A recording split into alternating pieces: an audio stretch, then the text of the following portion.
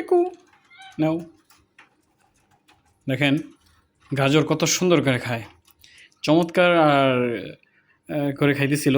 আমি এসে একটু ভিডিও করতে চাইলাম, তো আমার কাছে দিয়ে দিল, আবার আমার কাছ থেকে নিল ওইটা। দাও না, এখন দিবে না আর। গাজর খুব পছন্দ করে টিয়া পাখি, ওইটাও খাইছে, মিঠুও খাইছে, দুইটাই। দেখেন নিচে কীভাবে খেয়ে খেয়ে কীভাবে ফেলছে। আচ্ছা, মিঠুটা নিচে পড়ে গেছে।